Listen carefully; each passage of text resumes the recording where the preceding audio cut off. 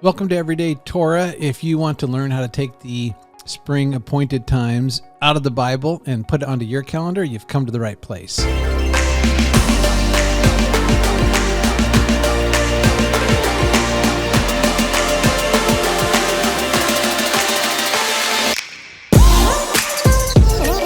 All right, I wanted to do this because I just had an experience this last Sabbath where it's all clear in my mind, but once you try to take the Bible and stick it onto our Western Gregorian calendars, it's kind of difficult, or at least confusing.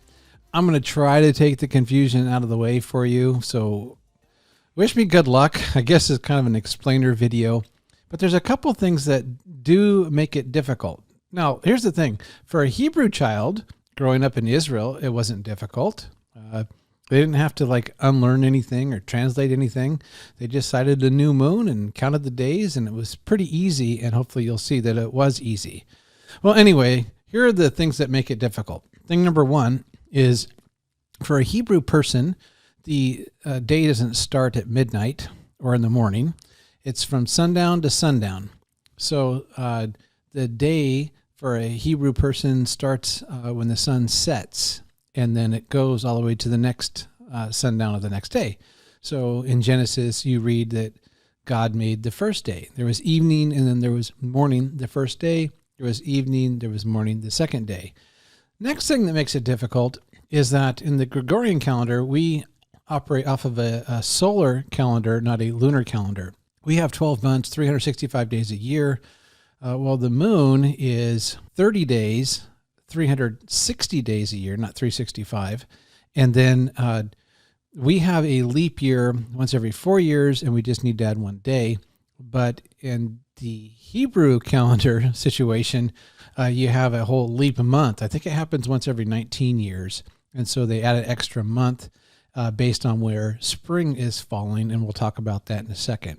Now, when you start a new month on a Hebrew calendar, you go through, it's called the new moon. Now, technically a new moon is you can't see the moon at all, but then you have this little sliver, and this sliver here in the image is exaggerated a bit, but a little Hebrew child would have gone outside and they would have looked up at the moon and said, Abba, Daddy, look, it's the head of the month.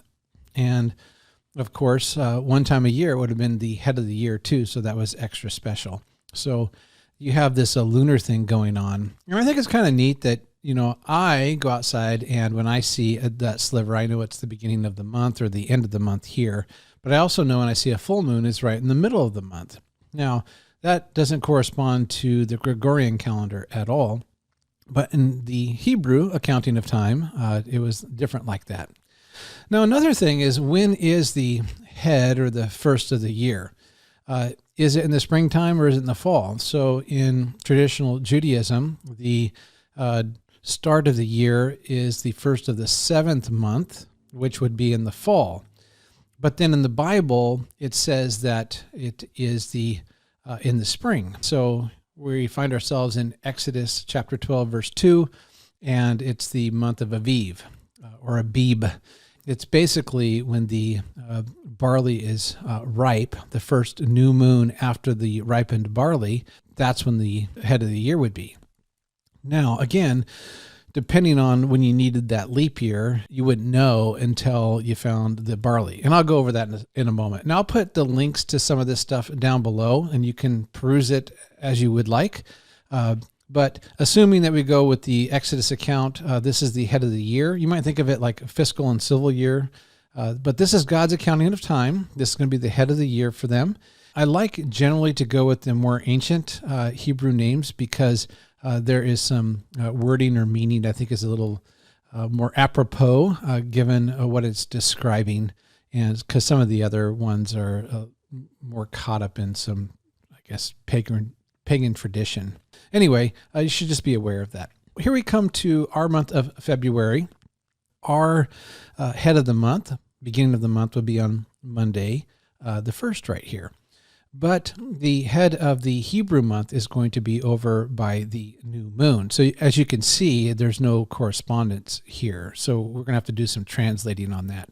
Now the question becomes is, well, if the new moon happens here, is now this the head of the year? Well, it's not the head of the year, and the reason is that the barley isn't ripe yet. So we're going to go from February, and now we'll go to March. So in March, the new moon happens here, and the question is, well, is this going to be the head of the year? So assuming, let's just say the Sanhedrin, or the powers that be, go out and they find that the barley is aviv, or ripe. So what we're going to do here is we're going to change the month name. So look, it's going to transpose. We have now aviv. And I do want you to see that we've gone from Sunday, Monday, Tuesday to the Hebrew, how they would have thought of the days of the week, the first day, second day, third day. And then this is going to be Aviv. Why?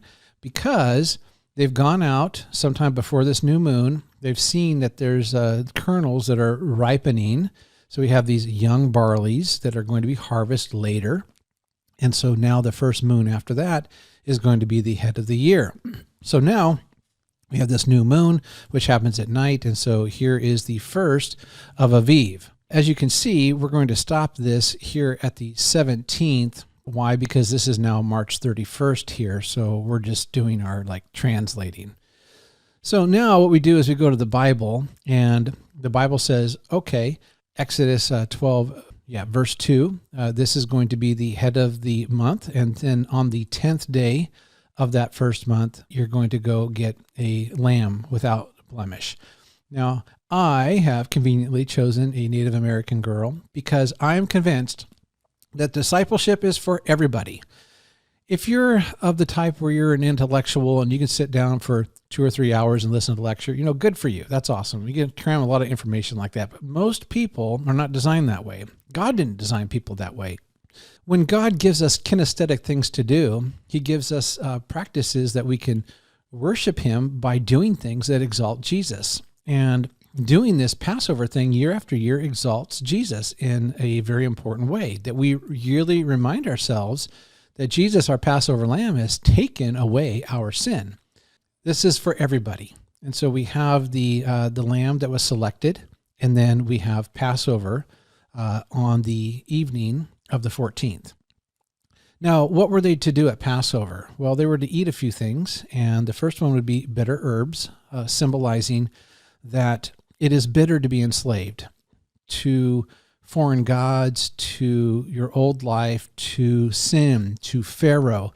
And Yahweh has brought the Israelites out of Egypt, and they've been released from that. So eating the bitter herbs year after year is a way for us to remember that being enslaved to the world and to sin is just bitter.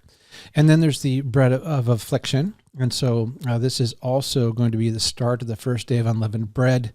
And we want to remember that, just a short way to describe the week of unleavened bread is Amy and I will do this. We get all the leaven out of our house every year.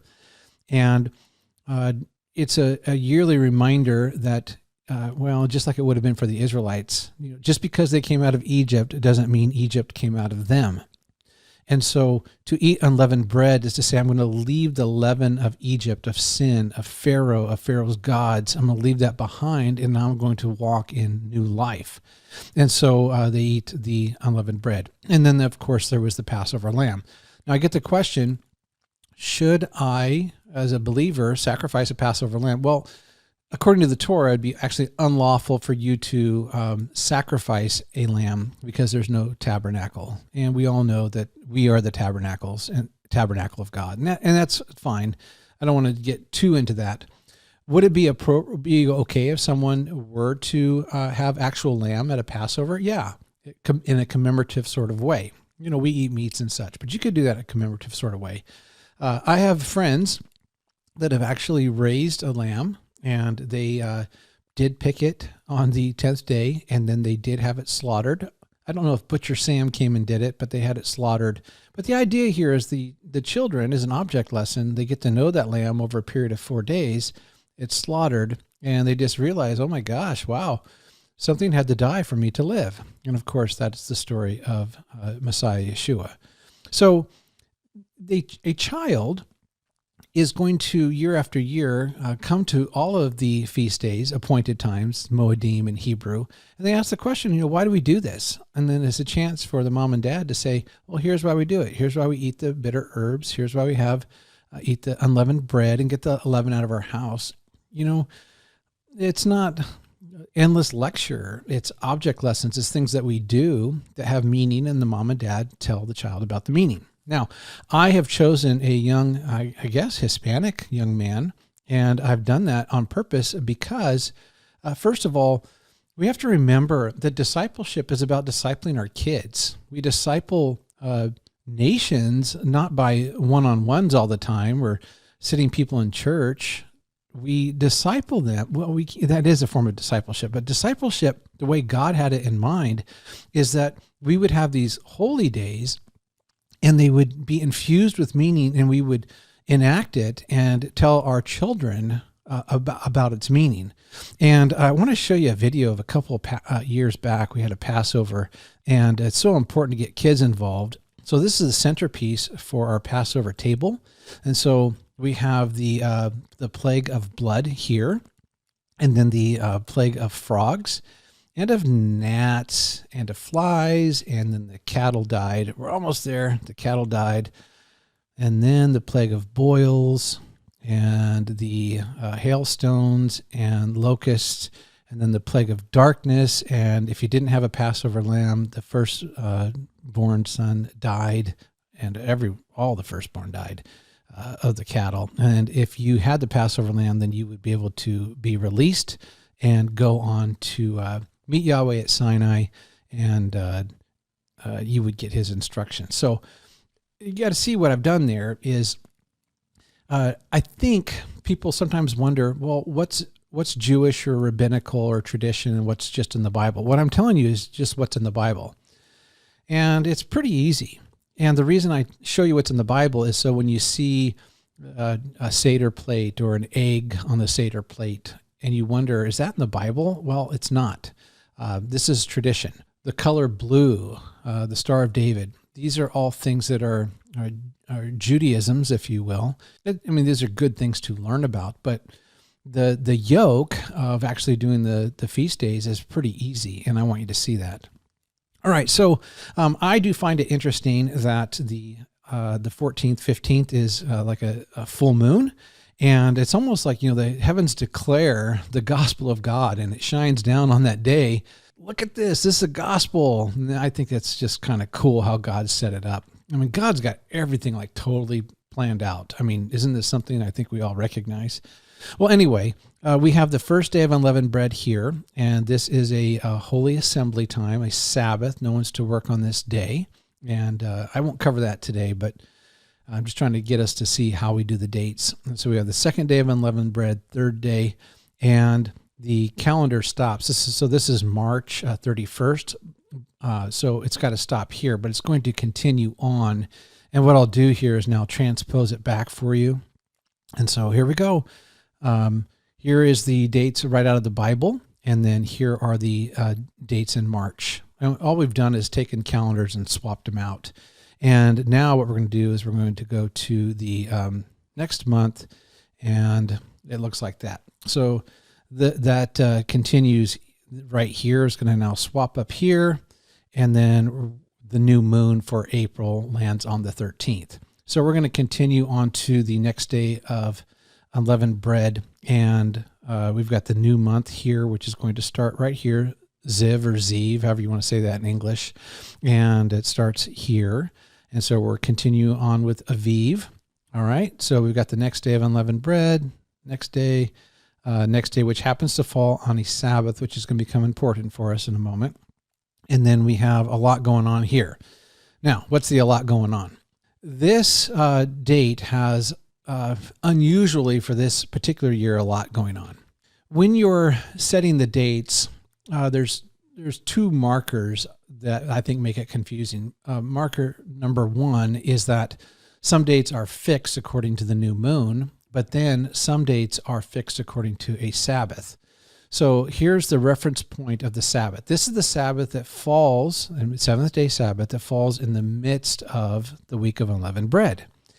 Now, There is some debate on whether or not the marker should be this Sabbath, or are we talking about the last day of unleavened bread?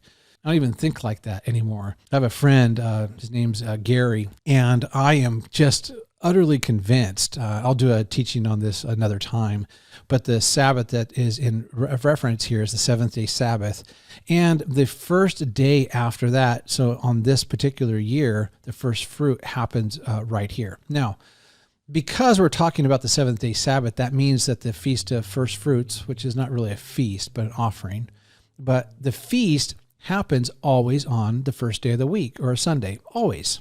It's always like that. So as you can see, we're not affixing it to a new moon. It's like a different way of accounting.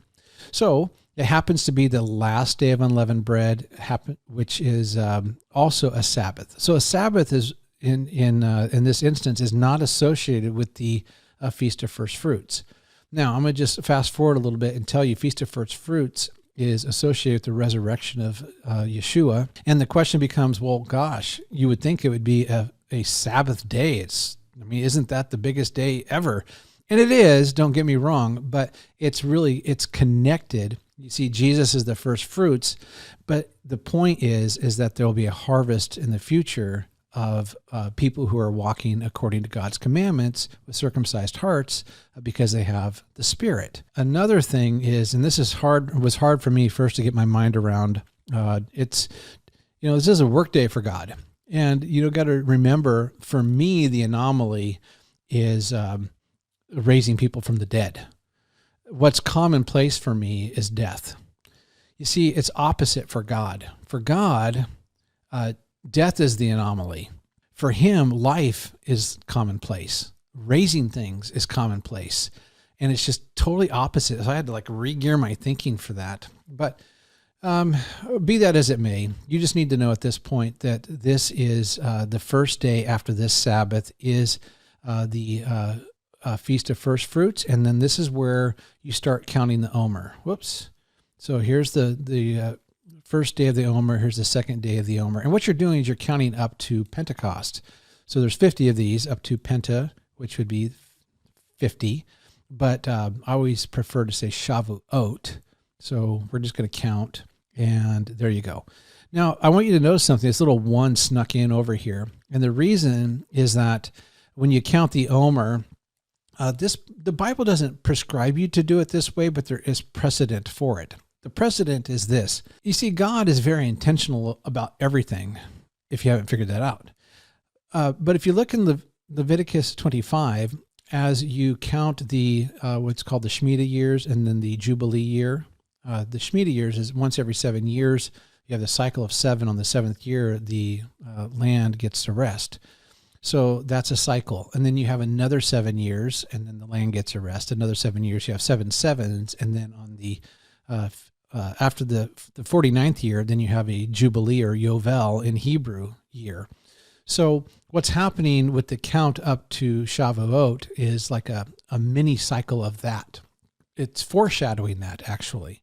When you count, you have the first day of the first week of the counting of the Omer, the second day of the first week of the counting of the Omer, third day of the first week, fourth day of the first week, and so forth. So what you would do is when you cycle back over here, you now have you would count it as this is now the first day of the second week of the counting of the Omer, and then the second day of the second week, third day of the second week, and then we'll just let it populate from there. Now, when this is going on during our Sabbath times, we generally talk about where the Israelites, what they were doing or encountering as they moved from Passover up to the 50th day, which would have, all signs point to that's when Yahweh gave his law, his instructions. In other words, this is how you want to do, if you want to do my kingdom, here's how you do it. Here's how you exalt the Messiah. So I'm going to give you these laws to do that and how to love your neighbor as yourself. Anyway, we count that, and then by the time we're here, which should be March, end of April, it ends on the month of Ziv, on the 17th, but it will continue on, and we're in the 4th week. So I'm going to transpose that back to April. So there we go. There's the dates. And if we want to know, okay, when's First Fruits? Well, that's going to be on April 4th. And there is a Holy Assembly there. Okay, so we're going to go on to the next month. I forgot I put in this slide. I so wanted to do this because I want you to know that even though First Fruits is not a Sabbath day, I don't have time to teach on it now, but oh my gosh, it is so beautiful. Jesus, or Yeshua, is the first fruit to raise from the dead. We, because we are in Messiah, we too will be raised from the dead, but we're raised from the dead and we have the Spirit, and then we now walk in Yahweh's Torah, not by our own power, not by the letter of the law, but by the Spirit. And so I just wanted to make that slide because I just want to emphasize that. It's so important. Okay, so here we have April, and then we are going to move to May. Same thing's happening here, and then we're going to continue to count that Omer. Now we're going to bleed into the month of Sivan, which starts here. But again, we're going to count the Omer. Here's the seventh day of the fourth week of the Omer, and we're going to let that populate, and we're going to keep on counting.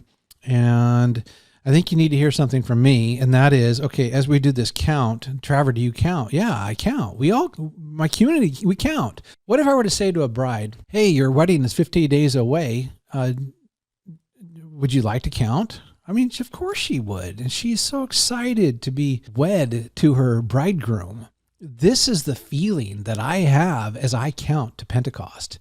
It's like, you mean to tell me that not only did you die for me, and you rose from the dead and conquered death, and now you mean to tell me that in order to make me a faithful bride, a faithful wife, you're going to make up for all my weaknesses and put your Spirit in me that I might follow you with my whole heart, not because it's my heartbeat, but because it's your heart beating inside of me? Count me in. I mean, that's the feeling that I have. I think a lot of people like this, like when you hear me, that I'm doing this, you wonder if I'm being legalistic, or, I mean, I don't think so. I mean, I'm just a guy in love. I mean, when you think about the Torah, Jesus did it perfectly. So, I mean, if you think Jesus was a legalist, or if you think that's true, well, then I guess I want to be too. But Jesus wasn't. But he did everything exactly how he was supposed to do it. Why? Because he had to? No, he did it because he did what he saw the Father doing. He was an obedient son. I want to be an obedient son. All right, I know I digress there. So here we are, we keep counting, and here we have Pentecost or Shavuot, represented by 2 loaves. I'm not going to go into that now, but it is the last day of the counting of the Omer. It is a Sabbath, and the big deal here is this is the culmination of the Feast of Firstfruits, or Firstfruits. So this holy day is tied back to 50 days earlier, where Yeshua raises from the dead, but then there is this year of Jubilee. It's pointing to Jubilee, the Spirit given, that one day there's going to be this like millennial kingdom, and man, we're going to be fully released from all of our sin. And you've noticed this in your own life, where salvation is both a now and a not yet. You have a deposit guaranteeing of what is to come. So there's this proclivity inside of you, if you are a genuine follower of Messiah Yeshua, to follow.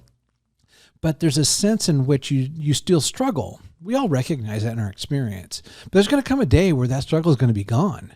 And we're going to fully walk in the ways of our Messiah and observe all his feast days and exalt Jesus. And this is a super big deal because there's a uniting going on here. And I'll leave that for another time.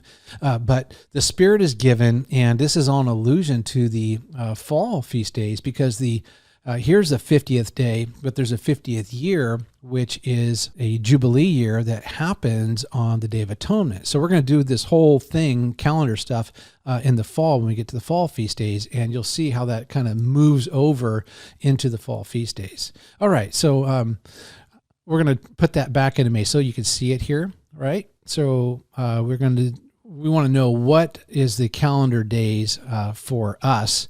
Well, we transposed it back, and so it looks like Shavuot is going to be on May 23rd. And yeah, there you go. Now, I did want to do this last little thing with you. I can't do everything in one video. It's already going to be too long, but I want you to see that, yeah, I know that this is a shadow. So here's my explainer video, shadow. We have, this is a shadow of Yeshua coming into Jerusalem on a donkey's colt and being inspected by the priests for 4 days. Now, these, because of the new moon, these are moving dates. So this would have been on a high Sabbath before Passover. Yeshua comes in on the donkey. And then this right here is foot washing, communion. We as a community will do this once a year. It's a very, very sacred time. And we reflect on the disciples being in the upper room with Yeshua, him washing their feet and saying, hey, I want you to do this and remember me. And so we do this. It's like an ordinance that we follow. That's what we do once a year, and we do it the night before Passover. And so this is Passover, commemorating that, or remembering that Jesus has died on the cross for our sins. And then we go into the Feast of Unleavened Bread. So here is April, and we got a couple things going on here. We have that Sabbath, and then we again, this is all a shadow, and then this would be indicative of baptism. So the seventh day is essentially the Israelites have come out of Egypt because of the Passover lamb 7 days later. And I know some of you are going to wonder, can you really get to the Gulf of Aqaba or the Red Sea in those 7 days? I'm just going to say yes and make this short. But they crossed over in the same way baptism is a picture of us crossing over. And then here, Feast of, or Firstfruits. I always say Feast of Firstfruits. I don't know why I did it. Just Firstfruits is about Yeshua raising from the dead. And then I've got this square here, random. It could have been any week. Well, foreshadows of the Shemitah going into the Jubilee. And then here we are, May. And we've got the shadow of Shavuot or Pentecost, and it's the giving of the Spirit. Now, there's a lot of layers here, and the layers are in the original Exodus, 50 days after the Passover, the Israelites would have been right at Mount Sinai. And traditionally, because you can't pin it down all the way, but all signs point to that's probably what happened, is that Yahweh gave the Torah, the law there, and they were incapable of fully being a faithful covenant partner because they were just humans and they needed a savior. And the great thing is, even embedded in the practices was to show them that a savior was coming. And even for us, as we reflect on our spring feast days, we remember that Jesus is the Passover lamb and that he died, resurrected. 50 days later, the Spirit was given and is given to us. We participate in that in a way. The Spirit is given to us that we might be a faithful bride to our Messiah. I just think that's awesome. Okay, and this is all foreshadowing the fall feast days. That's how you do it. Hopefully that was helpful for you. If I totally messed up something, leave it in the comments below. It's a really hard thing to teach. Was it hard for the Hebrew kiddos? No, they didn't have to translate any months. They knew the days, everything was easy. But for us, it's a little bit more difficult. So I hope your Passover and spring feast days are awesome. And I will see you real soon.